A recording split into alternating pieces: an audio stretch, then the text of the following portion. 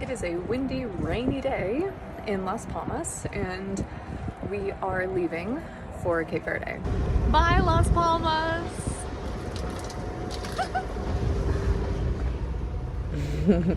Welcome to Sailing for Sustainability, where we try to cross oceans and think about living sustainably with the ocean and the world.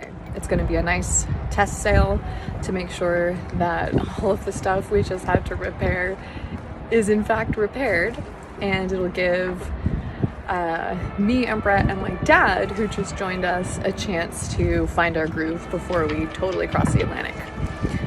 It's going to be 5 to 7 days from here to Cape Verde, and yeah, I don't know if you can hear, but it's carnival right now. We're leaving on a holiday. Anyway, see you in a week.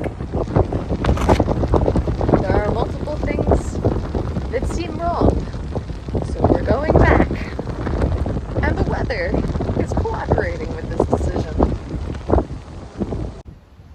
So yeah, we made it about an hour out before we turned around, and at first it was a little disappointing because it was so inspiring being here and seeing all of the painted rocks and just being in this place where everybody preps their boat to cross the Atlantic.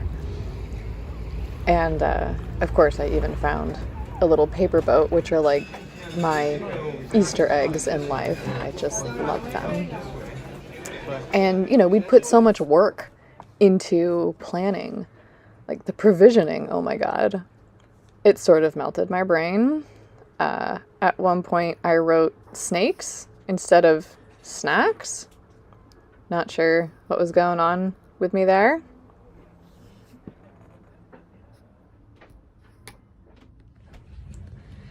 So I just got a delivery of produce for the Atlantic crossing, and I'm like slightly horrified.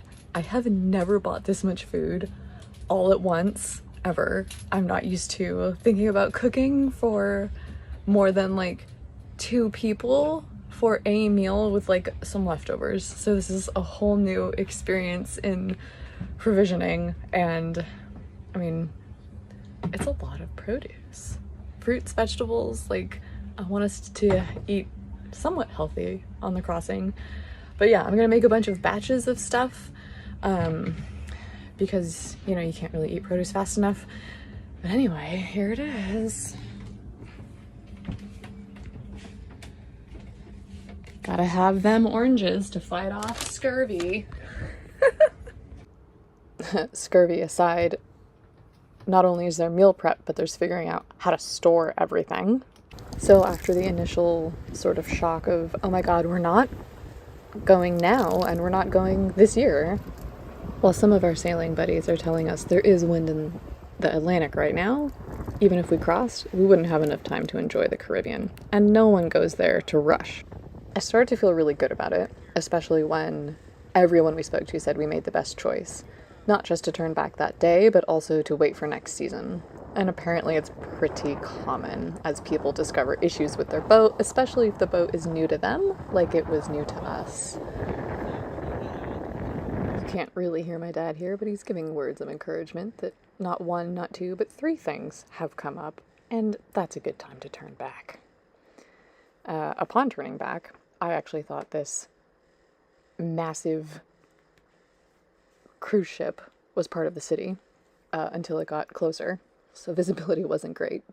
Anyway, we did our best to salvage time with my dad and explored the islands and found a very salty place. If you're wondering why sailors always hose down their boat when they get to a new port, this is why.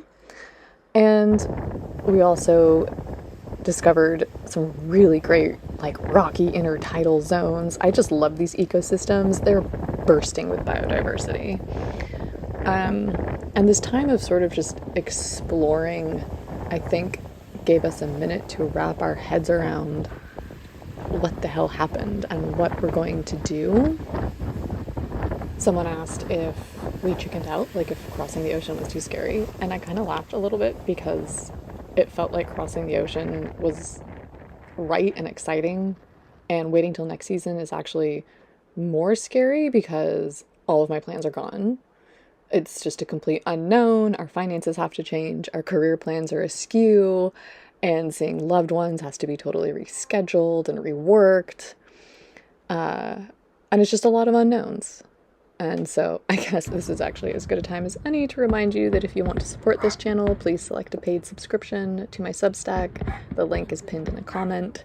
I use Substack to keep all my content free across platforms, from my channel to my blog to my podcast. But anyway, the one thing I do know for sure is that I'm not going to stop sailing for sustainability. Like, I don't know where we'll go before next season, but the Canary Islands are ecologically amazing, and several of them are recognized bioreserves by the UN.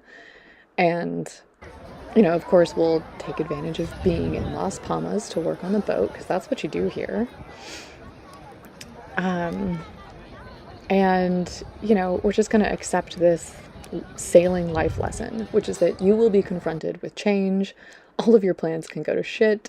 You'll be thrown into huge unknowns, and there will be countless things outside of your control. And I think this is especially important for people who do environmental work and social work, which are totally connected. Like, even when a situation is urgent, you have to be patient with it and gentle with yourself, because that's how you can make the best decisions.